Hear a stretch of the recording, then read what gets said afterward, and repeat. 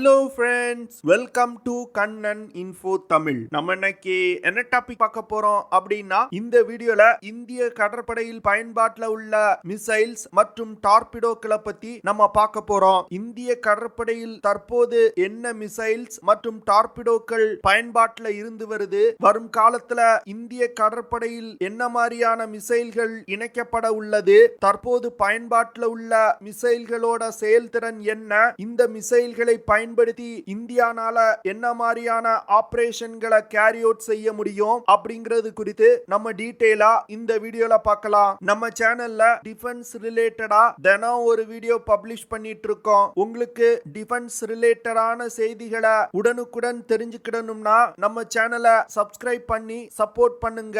நீங்க பண்ற ஒவ்வொரு சப்ஸ்கிரிப்ஷனும் எனக்கு அடுத்தடுத்த வீடியோஸ் போடுறதுக்கு ஒரு மோட்டிவேஷனா இருக்கும். முதல்ல டிஆர்டிஓ அமைப்பு திரிசூல் மிசைல்களை இந்திய கடற்படைக்காக பிரத்யேகமா டெவலப் செஞ்சாங்க. இந்த மிசைல் ஒரு low level quick reaction short range surface to air missile. இந்த மிசைல பிரத்யேகமா போர்க்கப்பல்களை எதிரிகளின் மிசைல் தாக்குதல் மற்றும் விமான தாக்குதலில் இருந்து பாதுகாப்பதற்காக டிஆர்டிஓ டெவலப் செஞ்சாங்க. ஆனா திரிசூல் மிசைல் ப்ராஜெக்ட் தோல்வியில முடிவடைந்தது. இதனை தொடர்ந்து இந்திய கடற்படை ஐஎன்எஸ் விராட் விமானம் தாங்கி போர்க்கப்பல்களை பாதுகாப்பதற்காக இஸ்ரேலிடமிருந்து பேரக் மிசைல்களை வாங்கி டிப்ளாய் செஞ்சாங்க. இந்த பேரக் மிசைல்களோட செயல்திறன் இந்திய கடற்படைக்கு மிகவும் பிடிச்சு போயிருச்சு. இதனால டிஆர்டிஓ மற்றும் பேரக் மிசைல்களை உருவாக்கிய இஸ்ரேல் நாட்டு நிறுவனமும் இணைந்து பேரக் 8 அப்படிங்கிற ஒரு மிசைல டெவலப் செய்ய ஆரம்பிச்சாங்க.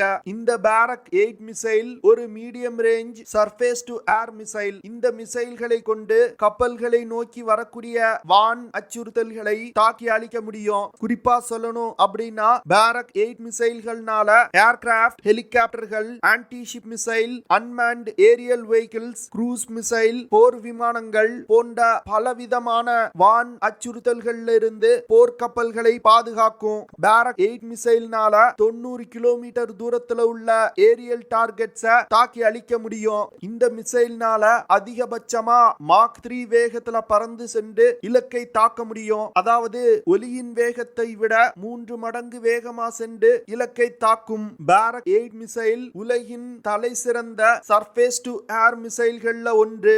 இந்த மிசைல்னால அனைத்து விதமான தட்பவெட்ப சூழ்நிலையில இரவு மற்றும் பகல் நேரத்திலையும் சிறப்பா செயல்பட முடியும். அடுத்து இந்திய கடற்படையில விஎல்எஸ்ஆர் சாம் அப்படிங்கிற vertical launch short range surface to air மிசைல்களை பயன்படுத்தி வர்றாங்க. இந்த மிசைல்கள் பிரத்யேகமா கப்பலை நோக்கி வரக்கூடிய ஏரியல் டார்கெட்ஸை தாக்கி அழிப்பதற்காகவே உருவாக்கப்பட்டிருக்கு. இந்த விஎல்எஸ்ஆர் சாம் மிசைல்னால கப்பலை நோக்கி வரக்கூடிய சி ஸ்கிம்மிங் மிசைல்களை கூட தாக்கி அழிக்க முடியும். சி ஸ்கிம்மிங் அப்படிங்கிறது கப்பல்கள்ல இருக்கக்கூடிய ரடார்கள்ல இருந்து தப்பிப்பதற்காக மிகவும் குறைவான உயரத்துல பறந்து சென்று தாக்குதல் நடத்துவதுதான் சி ஸ்கிம்மிங் அப்படின்னு சொல்லுவாங்க. இது போன்று வரக்கூடிய மிசைல்களை கூட விஎல்எஸ்ஆர் சாம் மிசைல் தாக்கி அழிக்கும். இந்த மிசைல்னால 50 கிலோமீட்டர் தூரத்துல உள்ள ஏரியல் டார்கெட்ஸை மிக துல்லியமா தாக்கி அழிக்க முடியும். விஎல்எஸ்ஆர் சாம் மிசைல் 4.5 மாக் வேகத்துல பறந்து சென்று இலக்கை தாக்கக்கூடிய மிசைல். அதாவது ஒலியின் வேகத்தை விட 4.5 மடங்கு வேகமா சென்று இலக்கை தாக்கக்கூடியது. டிஆர்டிஓ முதல்ல தனுஷ் அப்படிங்கிற ஆன்டி ஷிப் மிசைல இந்திய கடற்படைக்காக டெவலப் செஞ்சாங்க. இந்த தனுஷ் மிசைல் பிருத்திவி மிசைலை மாடிஃபை செய்து தயாரிக்கப்பட்ட மிசைல். தனுஷ் மிசைல் சிறப்பா செயல்படல. இதனால இந்திய கடற்படை எதிரி கப்பல்களை தாக்கக்கூடிய ஆன்டி ஷிப் மிசைல்களுக்காக வேற ஆப்ஷன்களை தேட வேண்டிய நிலைக்கு தள்ளப்பட்டாங்க. இதனை தொடர்ந்து பிரம்மோஸ் மிசைல ஆன்டி ஷிப் மிசைலா பயன்படுத்தலாம் அப்படின்னு திட்டமிட்டு பிரம்மோஸ் மிசைல்களை இந்திய போர்க்கப்பல்கள்ல இருந்து லான்ச் செய்து சோதனைகள் நடத்தினாங்க. இந்த சோதனைகள்ல கிடைத்த முடிவுகளை கொண்டு சில முக்கியமான மாற்றங்களை செய்து பிரம்மோஸ் மிசைல ஒரு ஆன்டி ஷிப் மிசைலா டெவலப் செஞ்சாங்க. கப்பல்ல இருந்து ஏவக்கூடிய பிரம்மோஸ் ஆன்டி ஷிப் மிசைல்னால 600 முதல் 800 கிலோமீட்டர் தூரத்துல உள்ள போர்க்கப்பல்களை மிக துல்லியமா தாக்கி அழிக்க முடியும். பிரம்மோஸ் ஆன்டி ஷிப் மிசைல்கள் சி ஸ்கிம்மிங் செய்யக்கூடிய மிசைல்களா டெவலப் செய்யப்பட்டிருக்கு. இதனால எதிரிகளின் ரடார்ல சிக்க வெடிக்காம இருப்பதற்காக குறைவான உயரத்துல பறந்து சென்று கப்பல்களை தாக்க முடியும். பிரம்மோஸ் மிசைல்னால அதிகபட்சமா மாக் 3 அப்படிங்கிற வேகத்துல பறந்து சென்று கப்பல்களை தாக்க முடியும். போன மாதம் கூட DRDO NASM-SR அப்படிங்கிற naval anti-ship missile short range அப்படிங்கிற மிசைல சோதனை நடத்தினாங்க.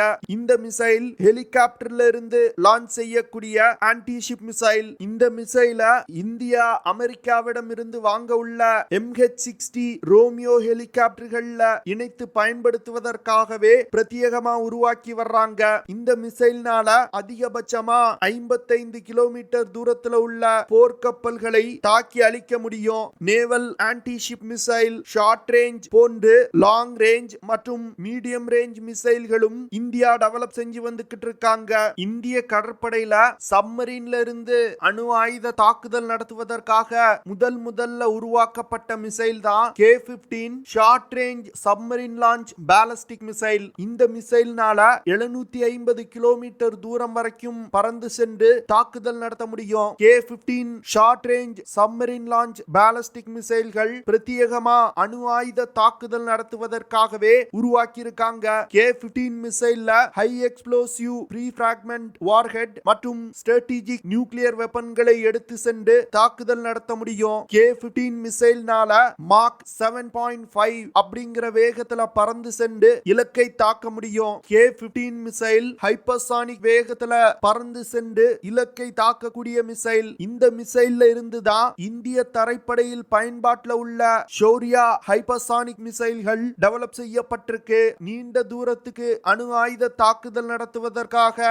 DRDO டெவலப் செய்த மிசைல் தான் K4. இந்த மிசைல்னால 3500 கிலோமீட்டர் தூரம் வரைக்கும் தாக்குதல் நடத்த முடியும். இந்த மிசைல்னால ஸ்ட்ராட்டஜிக் நியூக்ளியர் வெப்பன்களை ஏந்தி சென்று தாக்குதல் நடத்த முடியும். இந்தியா சப்மரீன்களை பயன்படுத்தி ஒரு அணு ஆயுத தாக்குதல் நடத்தணும் அப்படின்னா K-15 இல்லனா K4 மிசைல்கள் தான் பயன்படுத்தப்படும். இந்திய கடற்படை bay of Bengal, Arabian sea மற்றும் இந்தியன் ஓஷன் ரீஜியன்ல இருந்து கொண்டு சீனாவின் எந்த ஒரு பகுதியின் மீதும் ஒரு அணு ஆயுத தாக்குதல் நடத்தும் திறனை பெறணும் அப்படின்னு முயற்சி செய்து வந்துகிட்டு இருக்காங்க. அதற்காக தான் K5 மற்றும் K6 சப்மரீன் லான்ச் பாலிஸ்டிக் மிசைல்களை டெவலப் செய்து வந்துகிட்டு இருக்காங்க.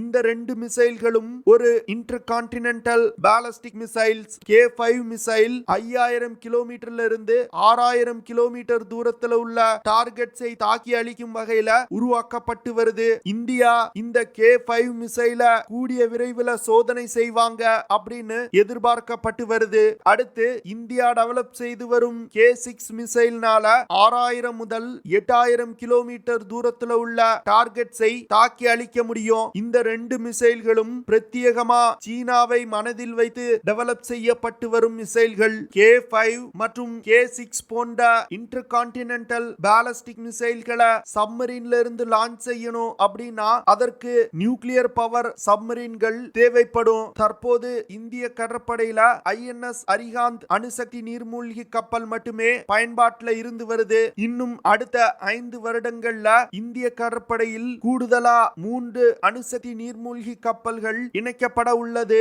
இந்த கப்பல்கள்ல ஷார்ட் ரேஞ்ச், மீடியம் ரேஞ்ச் மற்றும் long range submarine launch ballistic மிசைல்கள் பயன்படுத்தப்பட உள்ளது. சில டிஃபென்ஸ் எக்ஸ்பர்ட்ஸ் என்ன சொல்றாங்க அப்படின்னா இந்தியா டெவலப் செய்து வரும் Agni 6 missile submarine launch ballistic மிசைலா டெவலப் செய்யப்பட்டு வருது அப்படின்னு சொல்றாங்க. பிரம்மோஸ் மிசைல்கள் போர்க்கப்பல்கள்ல இணைக்கப்பட்டிருந்தாலும் இன்னும் சப்மரீன்கள்ல இணைக்கப்படவில்லை. இதற்கு காரணம் பிரம்மோஸ் மிசைல்களை விட அதிக தாக்குதல் வரம்பு கொண்ட K-15 மிசைல்கள் தற்போது இந்திய கடற்படை சப்மரீன்கள்ல பயன்படுத்தப்பட்டு வருது. இதனால பிரம்மோஸ் மிசைல சப்மரீன்கள்ல இணைக்கக்கூடிய தேவை இந்தியாவிற்கு எழல. ஆனா இந்திய கடற்படை பிரம்மோஸ் மிசைல்களை நீர்மூழ்கி கப்பல்ல இணைப்பதற்கான வேலையை ஸ்டார்ட் செஞ்சிட்டாங்க. ஃபியூச்சர்ல ப்ராஜெக்ட் 76 திட்டத்தின் கீழ் கட்டப்படும் சப்மரீன்கள்ல பிரம்மோஸ் மிசைல்கள் இணைக்கப்பட உள்ளது. DRDO கடலுக்கு அடியில் மூழ்கி சென்று போர்க்கப்பல்கள் மற்றும் சப்மரீன்களை தாக்குவதற்கு வருணாஸ்திரா ஹெவிவெயிட் டார்பிடோஸ் மற்றும் டார்பிடோ அட்வான்ஸ் லைட் ஷைனா அப்படிங்கிற லைட் வெயிட் டார்பிடோவை டெவலப் செஞ்சிருக்காங்க.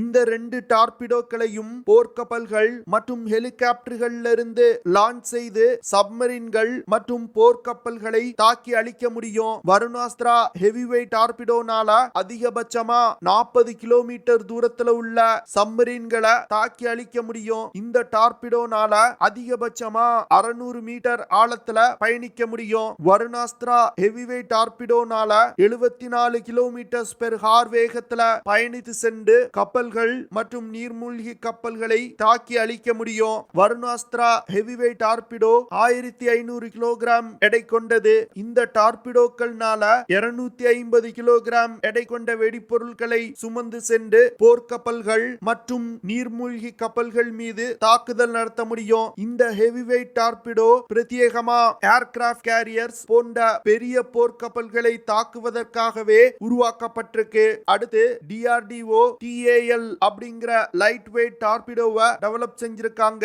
இந்த டார்பிடோனால அதிகபட்சமா 19 கிலோமீட்டர் தூரத்துல உள்ள டார்கெட்ஸை தாக்கி அழிக்க முடியும். இந்த டார்பிடோ அதிகபட்சமா 540 மீட்டர் ஆழத்தில் பயணிக்க கூடியது. இந்த அட்வான்ஸ் லைட் வெயிட் டார்பிடோனால அதிகபட்சமா 61 கிலோமீட்டர் பெர் ஹார் வேகத்துல பயணித்து சென்று இலக்கை தாக்க முடியும். இந்த லைட் டார்பிடோ 220 கிலோகிராம் எடை கொண்டது. இந்த டார்பிடோனால 50 கிலோகிராம் எடை கொண்ட வெடிப்பொருட்களை சுமந்து சென்று நீர்மூழ்கி கப்பல் மீது தாக்குதல் நடத்த முடியும். இது போன்ற மிசைல்ஸ் மற்றும் டார்பிடோ இந்திய கடற்படையில் பயன்பாட்டில் இருக்கிறதுனாலதான் உலகின் 5வது சக்தி வாய்ந்த கடற்படையா இந்திய கடற்படை திகழுது. இந்தியா உலகின் வல்லரசு நாடா மாறணும் அப்படின்னா இந்திய பெருங்கடல் பகுதியில் மட்டும் ஆதிக்கம் செலுத்தக்கூடிய நாடு அப்படிங்கிற பிம்பத்தை உடைத்து உலகின் பல்வேறு கடல் பகுதியில ஆதிக்கம் செலுத்தக்கூடிய கடற்படை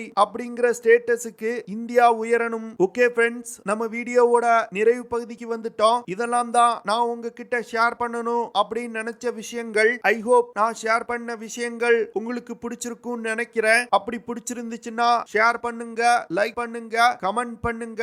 மறக்காம நம்ம சேனலுக்கு சப்ஸ்கிரைப் பண்ணுங்க. அப்படியே அந்த பெல் நோட்டிபிகேஷனை கிளிக் பண்ணி ஆல்ங்கிற ஆப்ஷனை எனேபிள் பண்ணிக்கங்க. See you in the next video. Jai Hind.